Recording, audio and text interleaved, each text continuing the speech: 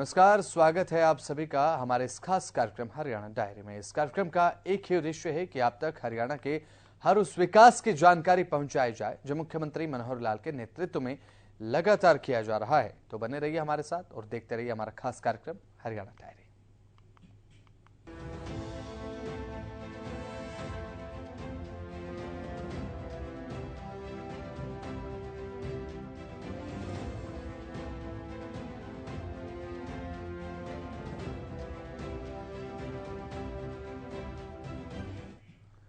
हरियाणा के मुख्यमंत्री मनोहर लाल का हिसार दौरा काफी अहम रहा। यहां मुख्यमंत्री मनोहर लाल ने अस्पताल और पुलिस चौकी में पहुंचकर जायजा लिया, औचक निरीक्षण किया। तो वहीं हरियाणा कृषि विश्वविद्यालय में आयोजित एक सम्मेलन में भी हिस्सा लिया। इस रिपोर्ट में देखिए।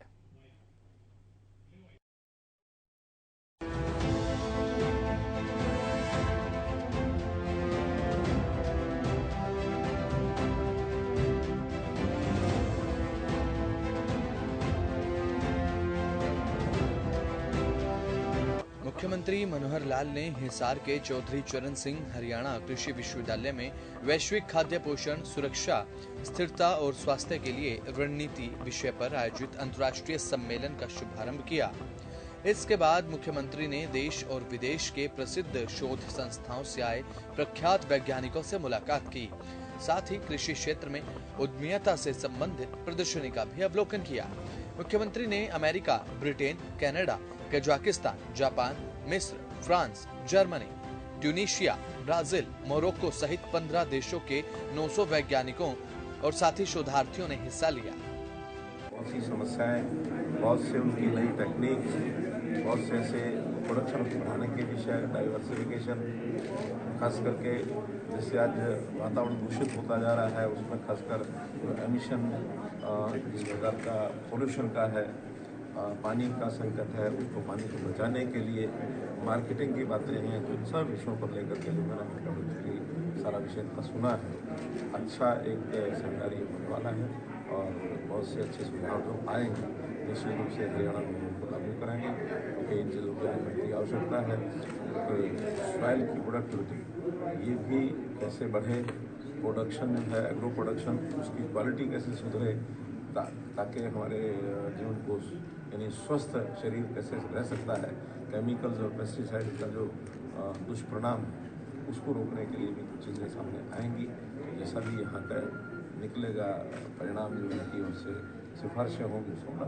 तो अभी डिस्कस में सर कुछ मुख्य निकल कर ऐसा कुछ? अभी तो एक प्रारंभिक उद्घाटन था, एक आधे घंटे के सेशन में तो सब नहीं निकलता। 3 दिन तक चलाएंगे ये लोग, क्योंकि इंट्रोडक्टरी जो हमको भी ध्यान में आया है और हमने अपनी ओर से भी जो चैलेंजेस हैं वो भी सामने रखे हैं। They are the scientist, they are to think over it. कल आपने औचक निरीक्षण किया सर, काफ़ी चर्चाओं में सर आप फ्यूचर को लेकर किस तरह से रहेंगे, क्या ऐसे औचक निरीक्षण हरियाणा में और जगह भी देखने को मिलेंगे सर? देखिए, मुझे जब भी समय मिलता है मैं जनता की सेवाओं के नाते से जो संस्थान होते हैं उसमें लगातार जाता हूँ। तो कल रात्रि को थोड़ा समय मुझे मिला तो मैं यहाँ के मेडिकल जो सिविल हॉस्पिटल है उसमें भी गया, यहाँ की पुलिस चौकी है उसमें जा करके याद किया, कुछ लोगों से व्यक्तिगत बातचीत भी हुई। तो जो वहाँ छोटी मोटी कमियाँ ध्यान में आई थी वहाँ के अधिकारियों को मैंने सब बताया है। मुझे लगता है सब ठीक करेंगे। फीडबैक में क्या निकल कर सामने है, आपने जो बात की लोगों से? बहुत बड़ी मेजर कोई ऐसी बात नहीं थी, लेकिन व्यवस्थाओं में उन्होंने कहीं स्टाफ की कोई बात कही, कहीं कोई टेक्नोलॉजी के नाते से उन्होंने जो कंप्यूटर में मुझे भी ध्यान में आया कि डाटा इनको जो रखना चाहिए प्रकार का नहीं रख रहे थे और नॉर्मली ठीक था, छोटी छोटी बातें सब। Thank you sir. तो वहीं हरियाणा के मुख्यमंत्री मनोहर लाल हमेशा की ही तरह हिसार में भी एक्शन मोड में नजर आए। मुख्यमंत्री मनोहर लाल प्रदेश में लगातार लोगों के बीच जा रहे हैं, जन संवाद कार्यक्रम तो कर ही रहे हैं, लेकिन अब आए दिन अस्पताल और पुलिस चौकियों का भी निरीक्षण कर रहे हैं। अब तो अचानक ही थाने चौकियों और अस्पतालों में भी पहुंच जाते हैं और इसी कड़ी में मुख्यमंत्री मनोहर लाल हिसार दौरे पर पहुंचे। वहां भी मुख्यमंत्री का कुछ ऐसा ही रूप देखने को मिला। मुख्यमंत्री ने देर रात सिविल अस्पताल और पुलिस चौकी का निरीक्षण किया। मुख्यमंत्री मनोहर लाल देर रात हिसार में सिविल अस्पताल और पुलिस चौकी का निरीक्षण करने पहुंचे। मुख्यमंत्री मनोहर लाल 4 गाड़ियों के काफिले के साथ बिना किसी को सूचना दिए अचानक पहुंच गए। ओपीडी गैलरी लैब का निरीक्षण करने के बाद सीधा इमरजेंसी पहुंचे। मुख्यमंत्री ने आते ही रजिस्टर में एंट्री कर रहे कर्मचारियों से मरीजों का डाटा पूछा, लेकिन बता नहीं पाए। मुख्यमंत्री ने जब कंप्यूटर में डाटा नहीं चढ़ाने के कारण पूछे तो कर्मचारियों ने सुबह चढ़ाने की बात कही। इस पर रात को ही मरीजों का डाटा कंप्यूटर में चढ़ाने के आदेश सीएम ने दिए। मुख्यमंत्री मनोहर लाल ने अपने निरीक्षण के दौरान भर्ती मरीजों और बाहर बैठे स्वजनों से बातचीत की और एक मामले को लेकर एसपी को तुरंत फोन कर कार्रवाई करने की बात कही है। मुख्यमंत्री मनोहर लाल ने पुलिस चौकी का निरीक्षण भी किया। इस बारे में खुद मुख्यमंत्री Manohar Lal social media platform x पर भी जानकारी देते हैं। तो वहीं मुख्यमंत्री मनोहर लाल ने अपने ट्वीट में लिखा, रात्रि के समय में आज हिसार के स्थानीय सिविल अस्पताल तथा पुलिस चौकी का निरीक्षण किया। प्रदेश के नागरिकों को तथा सुरक्षा अविराम उपलब्ध रहे, यही हमारा प्रयास है। मौके पर उपस्थित स्वास्थ्य कर्मियों व पुलिस कर्मियों से बात कर जनता की सेवा हेतु सदैव मुस्तैद रहने के निर्देश भी दिए। मुख्यमंत्री मनोहर लाल ने रात करीब 9 बजे खाना खाने के बाद सभी अधिकारियों सहित नगर निकाय मंत्री, मेयर व अन्य सभी नेताओं को घर भेज दिया था। फिर उसके बाद अचानक मुख्यमंत्री ने बिना किसी को कुछ बताए सिविल अस्पताल और पुलिस चौकी का निरीक्षण किया।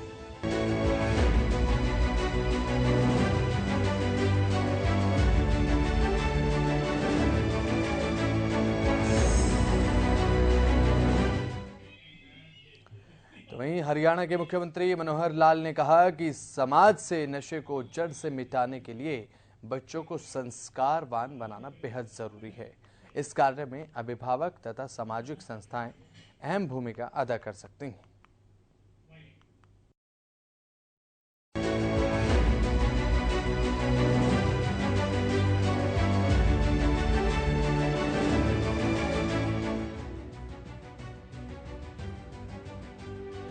हिसार के गुरु जंभेश्वर विश्वविद्यालय में युवा सम्मेलन का आयोजन किया गया, जिसमें मुख्यमंत्री मनोहर लाल ने शिरकत की। इस मौके पर उपस्थित विशाल जनसमूह को संबोधित करते हुए सीएम ने कहा कि हरियाणा सरकार नशा मुक्त हरियाणा बनाने के लिए विशेष प्रयास कर रही है और इस अभियान में सामाजिक संस्थाओं का भी सहयोग लिया जा रहा है। नशा मुक्ति की दिशा में किए जा रहे हमारे प्रयास निश्चित तौर पर स्वच्छ समाज की स्थापना के लिए बेहद महत्वपूर्ण साबित होंगे। मुख्यमंत्री ने युवाओं का नशे की तरफ बढ़ने का कारण भी बताया और उसके समाधान का तरीका भी बताया। युवाओं को भी प्रेरणा का एक कोई स्रोत चाहिए। उनको भी जीवन में बहुत उतार चढ़ाव आते हैं। जैसे आज के विषय को लेकर के चर्चा हो रही है, युवा के मन में बहुत कुछ करने का होता है, बड़ा उत्साह होता है। मैं जीवन में ये करूं, ये बनूं, ये करूं, ये बनूं। और कभी कभी आगे बढ़ने में कुछ कठिनाइयां आ जाती हैं, हर एक के जीवन में आती है। ऐसा नहीं कि अनिता कुंडू पहाड़ पर चढ़ रही होगी तो कठिनाई नहीं आई होगी, आई होगी। पढ़ाई में भी पढ़ते समय कहीं ना कहीं कठिनाई, जीवन यापन करने में भी, परिवार चलाने में भी कठिनाई। तो ऐसी कठिनाइयां जब जीवन में आती हैं तो कभी कभी आदमी का जो हौसला होता है वो अलग अलग मात्रा होती है, हर एक का अलग अलग हिम्मत होती है। कभी कभी निराशा आ जाती है, निराशा में से तनाव भी आ जाता है और उस तनाव को दूर करने के लिए व्यक्ति कुछ गलत संगति में पड़ जाता है और फिर नशे की तरफ बढ़ जाता है। हमारा युवा जो नशे की तरफ बढ़ता है, कुछ परिस्थितियां भी होती हैं, गलत संगति में पड़ जाता है। कुछ थोड़ा इस समय वर्तमान समय में दौड़ ज्यादा हो गई है, भाग दौड़, प्रतियोगिता का जमाना है। हर कोई एक दूसरे से आगे बढ़ने के लिए प्रयत्न करता है, लेकिन आगे भी स्कोप जो होता है वो सबके लिए नहीं होता है, स्पेस सीमित है। प्रतियोगिता में कोई आगे बढ़ता, कोई नहीं बढ़ सकता। अगर वो मन को संयम रखे, कंट्रोल करे तो शायद उस तनाव में से बचता है, लेकिन उस प्रकार की शिक्षा संस्कार कई बार नहीं होते, फंसता है और उधर बढ़ जाता है। आज हरियाणा में, वैसे तो हरियाणा से ज्यादा और भी कई प्रदेश इस नशा रूपी दंश में फंस गए हैं। इस कैंसर को प्रभाव वहां ज्यादा हो गया है, लेकिन हमारे यहां भी हो गया है। इसको कैसे दूर करना है, इसके लिए एक सिस्टमेटिक ढंग से प्रयत्न करने पड़ेंगे। इसके लिए एक प्रयत्न पूर्वक आगे बढ़ना पड़ेगा।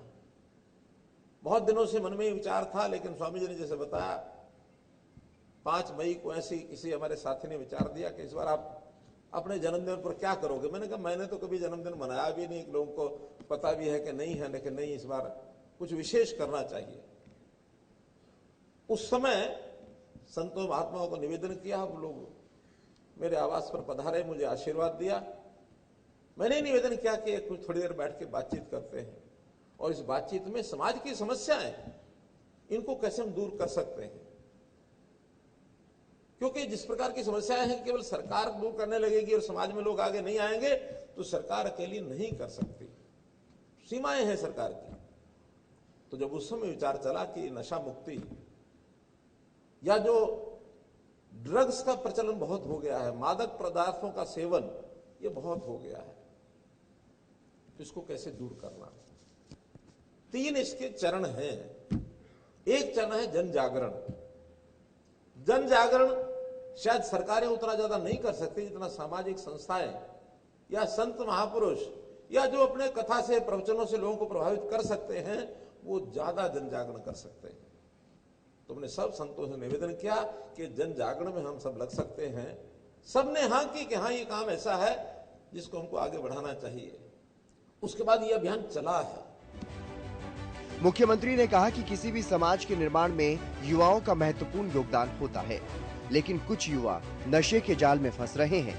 हमें युवाओं की ऊर्जा को सकारात्मक तरीके से इस्तेमाल कर मजबूत भारत की नींव रखनी होगी। मुख्यमंत्री ने यहाँ लोगों से अपील की है कि नशा तस्करों की जानकारी साझा करें ताकि नशे की सप्लाई चेन को खत्म किया जा सके। कि मान लो कोई आदमी इस लत में फंस गया है तो उसको उसके साथ व्यवहार कैसा करना चाहिए। उसके साथ व्यवहार में इतना जरूर ध्यान रखें, किसी मजबूरी में फंसा होगा, लेकिन उसके साथ घृणा करने से काम नहीं चलेगा। उसके प्रति सहानुभूति का भाव रखें और कैसे उसकी आदत को ठीक करना है, इसके लिए डी एडिक्शन सेंटर्स ये सरकार भी चला रही है, सामाजिक संस्थाएं भी चला रही हैं। उसका एक सिस्टम है, उस सिस्टम में से उसको बाहर निकाला जा सकता है। अपने साथ रख करके उसका एक विधि पूर्वक कुछ दिन के लिए अगर उसको क्या क्या चीज सेवन करने के लिए देनी है, क्या नहीं देनी है, उसको कोई ऐसा गलत व्यक्ति उसका तब ना लग जाए कि वो असीमित तौर पर उसका सेवन करे। और डॉक्टर्स का एक थ्योरी है कि आज मानो वो कोई अंश, मानो 20 अंश का मात्रा की कोई चीज लेता तो अगले तो 18 करो, फिर 16 करो, 14 करो, 12 करो, 10 करो, और एक 10 दिन के बाद धीरे धीरे वो छोड़ जाएगा। एक सिस्टम है उनका। तो ऐसे डी एडिक्शन के माध्यम से उसको छुड़वाना, और फिर चूंकि वो व्यक्ति गलत हाथों में पड़ के गलत जिंदगी जी रहा है, उसको दोबारा से पुनर्स्थापित भी करना पड़ेगा, रिहेबिलिटेट करना पड़ेगा। अपने काम को छोड़ बैठा होता उसको काम में भी लगाना पड़ेगा। उसकी संगति गलत हो गई है, उस संगति से उसको दूर करना पड़ेगा। उसका व्यवहार उसको बदलना पड़ेगा, खाने पीने की आदतें ठीक करनी पड़ेंगी, ताकि एक सामान्य नागरिक की तरह वो अपना जीवन जीने के लिए फिर आगे बढ़ जाए। 2 चरण ये हैं, और एक तीसरा चरण है जो शायद संस्थाएं नहीं कर पाएंगी। संस्थाएं या समाज के लोग सूचना तो दे सकते हैं, वो है इसकी चेन सप्लाई चेन जिसको कहते हैं, कि मात्रा आती कहां से है। इसमें भी बहुत बड़े बड़े लोग, बहुत षड्यंत्रकारी लोग, बहुत जो पैसे की लालसा रखने वाले लोग, क्योंकि इसके अंदर पैसे का बहुत बड़ा रोल हो गया है। विदेशों से भी ऐसे मादक पदार्थों की तस्करी ये होने लग गई है, और वो पैसा आतंकवादी संगठन वहां तक भी पहुंचने लगा है। देश विरोधी गतिविधियों में उस पैसे का उपयोग होता है। उस चेन को कैसे काटना, उस सप्लाई को कैसे काटना, इसके लिए हमने प्रबंध किया है। हमारे उत्तर भारत के 8 प्रांत हैं। हमने ही सब मुख्यमंत्रियों को बुलाया था, अलग अलग विचारधारा के सब लोग थे। जब विषय रखा तो सबने इसको गंभीरता से लिया, और पंचकुला हमने एक एंटी नार्कोटिक्स ब्यूरो का एक सचिवालय बनाया है, एंटी ड्रग सेक्रेटरीट। सब प्रांतों की ओर से सारी सूचनाएं आदान प्रदान करते हैं, डाटा एक दूसरे का शेयर करते हैं, जो सप्लाई करते हैं उनकी जानकारी मिलती है। जिस प्रकार की दुकानों पर वो जाकर के बिकता है, उन दुकानों की भी एक पूरी जानकारी रखी जाती है, और कैसे उस सप्लाई चेन को काटना है। सैकड़ों टन ऐसे मादक पदार्थ पकड़े गए हैं, और पकड़ करके उनको नष्ट किया गया, जलाया गया है। 140 करोड़ के लगभग तो हरियाणा में पिछले 2 साल के अंदर 140 करोड़ का सामान ये हमने पकड़ के जलाया है। तो बहुत सी सख्ती बरतनी पड़ती है। हमारा एंटी नारकोटिक्स ब्यूरो एक सीनियर पुलिस अधिकारी के अंतर्गत उस योजना को बनाया गया, तो वो सब ये ध्यान रखते हैं। हम जनता से अपील करते हैं कि ऐसी जानकारियां हो तो शेयर करें, उसके लिए कुछ ऐप भी बनाए गए हैं। तो इस समस्या से बाहर निकलने के लिए ये सब हम करना पड़ेगा। मुख्यमंत्री ने कहा कि युवाओं को दिशा देनी होगी। सीएम ने कहा कि बच्चों में संस्कार भरने जरूरी हैं। गलत संगत में पड़ने से बच्चे इस तरह की सामाजिक बुराइयों में फंस जाते हैं। हमें कुछ बनने के लिए नहीं बल्कि समाज के लिए कुछ अच्छा करने पर फोकस करना होगा। युवा शक्ति को हमको एक दिशा भी देनी पड़ेगी, और दिशा में ताकि वो तनावग्रस्त जो हो जाता है उसके जीवन में तनाव न आए। शिक्षा हम प्राप्त करते हैं, हमारी एजुकेशन पॉलिसी नई जो बनी है राष्ट्रीय शिक्षा नीति, उसकी ओर हम बढ़ रहे हैं, उसके अंदर पर्याप्त व्यवस्थाएं हैं। लेकिन शिक्षा से कई बार चीजें नहीं आती, बल्कि कई बार तो ध्यान में आता है अच्छे शिक्षित लोग इसमें ज्यादा फंसे हुए हैं, यूनिवर्सिटीज में, हॉस्टल्स में। इसके लिए संस्कारित करना जरूरी है। संस्कार कोई भी व्यक्ति है, कोई बालक है, परिवार से आना शुरू होता है। माता पिता का रोल होता है, वहां समाज का एक रोल होता है। कहीं आसपास मित्र दोस्ती ऐसी ना हो जाए, गलत संगत में पड़ जाए। फिर संतों का, महापुरुषों का ऐसा उनका सानिध्य, उसमें जब जाते हैं तो वो हमको बताते हैं, सिखाते हैं। संस्कार देने के लिए अलग अलग व्यवस्थाएं, बहुत ऐसी व्यवस्थाएं बनी है कि समाज को साथ हम जोड़ करके यदि लाते हैं तो उन लोगों के मन पर असर जाता है, गलत काम नहीं करना है। तो ये संस्कारों की बहुत व्यवस्था हमको करनी पड़ेगी, और एक जीवन का लक्ष्य तय करने के लिए उनको बताना पड़ेगा कि जीवन में आज युवा के दिमाग में भरा जाता है कि तुम आगे चल करके बड़े होकर के क्या बनोगे। उसके मन में वही उथल पुथल हो जाती है, मैं क्या बनूंगा, मैं क्या बनूंगा। सपने बड़े बड़े पालता है, उसके लिए योग्यता हासिल करनी पड़ती है। योग्यता हासिल करे तो कितना ही बड़ा सपना ले सकता है, कोई दिक्कत नहीं है। लेकिन हमें दिशा बदल करके थोड़ा अंतर करना पड़ेगा कि हम अपने युवकों को, चाहे हम स्वयं हैं चाहे हमारे और साथी हैं, क्या बनना है, इस लक्ष्य की बजाय थोड़ा डेविएट करना होगा, और लक्ष्य होगा कि हमने क्या करना है। बनना है और करना है, इसमें अंतर है। बनने में हम अपने लिए कुछ करते हैं। मैं एक सेल्फ सेंट्रिक होकर सोचता हूं मुझे क्या बनना है, मुझे डॉक्टर बनना है, मुझे इंजीनियर बनना है, मुझे साइंटिस्ट बनना है, मुझे फर्स्ट क्लास नौकरी प्राप्त करके एक ऑफिसर बनना है। कहीं जो भी कुछ मेरी इच्छा होती है, बड़े से बड़ा कुछ अपने लिए बनूं, ज्यादा ज्यादा अपने परिवार के लिए बनने की बात सोचता है। लेकिन जब मैंने विचार किया कि मैंने क्या करना है, इसकी सोच थोड़ी बड़ी हो जाती है। करने में समाज सामने आ जाता है, देश प्रदेश सामने आ जाता है। मुझे कुछ किसी के लिए करना है, उसमें हम भी हो जाएंगे, हमें भी अपने लिए भी करना होगा, दूसरे के लिए भी करना होगा, और करने के अंदर एक दिशा बनती है। मुझे जैसे हमने अपने मन में विचार किया, जब मैं कॉलेज में पढ़ता था 70s में, उस समय हमारे मन में विचार आता था क्या बनना है। कुछ दिन चला दिमाग में डॉक्टर बनना है, कुछ दिन के बाद साफ हो गया कि डॉक्टर बनना है कि नहीं बनना है, कुछ अच्छा करना है, कुछ बड़ा करना है।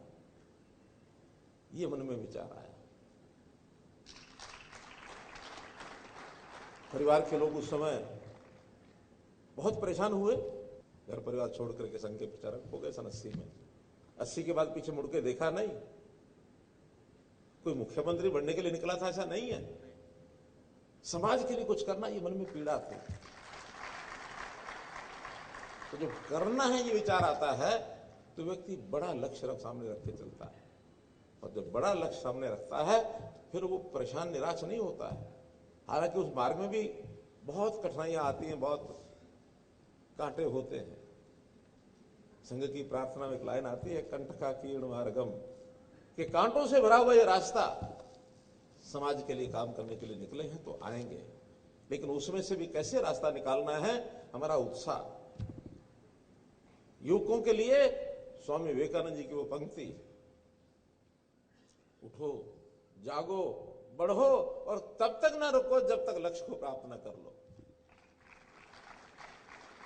ये स्वामी विवेकानंद ने हमारे जीवन में कहा है। तो इस प्रकार के महापुरुषों के सानिध्य में जब आएंगे तो जीवन का लक्ष्य कुछ तय करेंगे जिसमें हमको आनंद भी आएगा, जीवन सुधरेगा भी सही, और हम कईयों के जीवन को और अच्छा बनाएंगे। अपना जीवन, अपने परिवार का जीवन, ये सब सफल करते हुए यदि आगे बढ़ेंगे तो निश्चित रूप से जो आपको अवसर मिलेगा उस अवसर का समाज उपयोगी जो लाभ होगा वो करेंगे। मुख्यमंत्री मनोहर लाल ने नागरिकों को अपनी जिम्मेदारी का एहसास करवाया, देश को विकसित करने के लिए संकल्प को भी दोहराया और सबसे पहले देश को रखने का आह्वान किया। इस दौरान सीएम ने मिशन कर्मयोगी के बारे में भी बताया। मैं मुख्यमंत्री बना तो लोगों ने उस समय बहुत टिप्पणियां की कि कौन है मनोहर लाल, कहां से आ गया, इसको तो अनुभव ही नहीं है, ये सरकार को कैसे चलाएगा। और कुछ सपने लेने वाले लोग ऐसा भी लेते थे, आज गया के कल गया, आज गया के कल गया। रोजाना रात को वो सोते थे कि कब ये जाएगा और कब मैं आ जाऊंगा।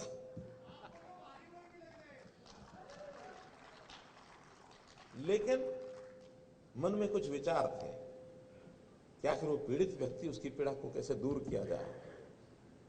और मन में विचार करते समय एक धारणा बैठानी पड़ती है कि मैं जिसके लिए कर रहा हूं उसका मेरा कोई संबंध है क्या। क्यों जैसे हम भी घर में किसी के लिए काम करते हैं तो संबंध बनाते हैं, ये मेरा भाई है, ये मेरी बहन है, ये मेरा बेटा है, बेटी है, पिताजी है, माताजी है, उन्हीं के लिए हम काम करते हैं क्योंकि हमारे अपने हैं। उस समय ये विचार करना पड़ता है कि जिसके लिए मुझे करना वो क्या है। इसके लिए मन में कल्पना धारणा की थी कि ये 2,80,00,000 लोग, ये मेरा परिवार है, इस परिवार के लिए मुझे कुछ करना है। इस परिवार में किसी को पीड़ा है तो मेरी पीड़ा है। और उसमें भी जैसे परिवार के अंदर कोई थोड़ा कमजोर रह जाए, थोड़ा किसी भी कारण से पीछे रह गया, सबसे पहला अधिकार उसका होता है और मेरा भी दायित्व तो उसको आगे बढ़ाने का होता है। तो हमने अंत्योदय योजना इसको लिया। इस अंत्योदय योजना में जो पीछे रह गए, आर्थिक दृष्टि से, शैक्षिक दृष्टि से, स्वास्थ्य की दृष्टि से, शरीर में कोई और अपंगता आ गई उसकी दृष्टि से, सामाजिक दृष्टि से, जो पिछड़े हैं, जो पीछे हैं, उनको कैसे आगे बढ़ाएं, कैसे मुख्य धारा में लाएं। आज हरियाणा की जनता की सेवा इसी भावना से कर रहे हैं। बताने के लिए, कहने के लिए बहुत कुछ है मित्रों, लेकिन मेरा तो इतना ही कहना है कि आज के सम्मेलन में जो एक दिशा हमको स्वामी जी ने दी है उसको आगे बढ़ाने के लिए, करने के लिए एक हमको अभियान, इसको तेज करना है। और तेज अभियान में ठीक है हमारी संख्या आज है सो है, लेकिन स्वामी जी ने आह्वान किया कि अगला कार्यक्रम 10,000 का करेंगे, फिर हम 1,00,000 का करेंगे। तो ये आप अपने सारे यानी अपने जिम्मे लेके चलो कि इस अभियान को पूरा करने के लिए स्वामी जी की बात बताई हुई उस लक्ष्य को हम पूरा करेंगे।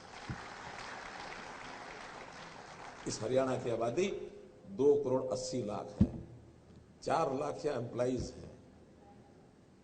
उन 4 लाख एम्प्लॉइज की भी मन में भी धारणा बैठा रहे हैं कि केवल हम नौकरी करने के लिए आए हैं, तनख्वाह लेकर के अपने परिवार को पालना है, ये हमारा उद्देश्य नहीं होना चाहिए। हालांकि ज्यादातर उद्देश्य तो यही लेके चलते हैं।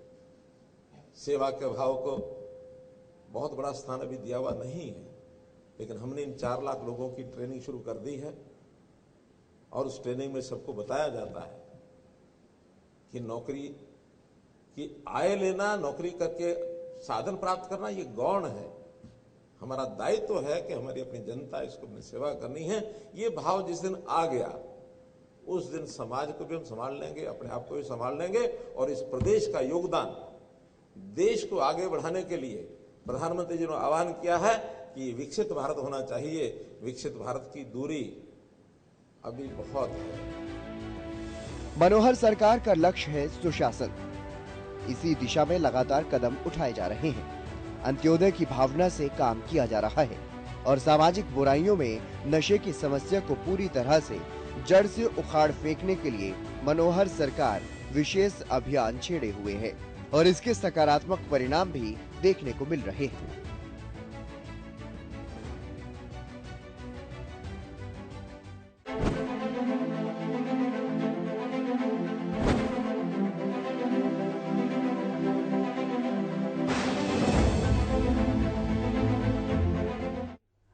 तो हरियाणा डायरी में फिलहाल इतना ही। आप देखते रहे हरियाणा न्यूज। नमस्कार।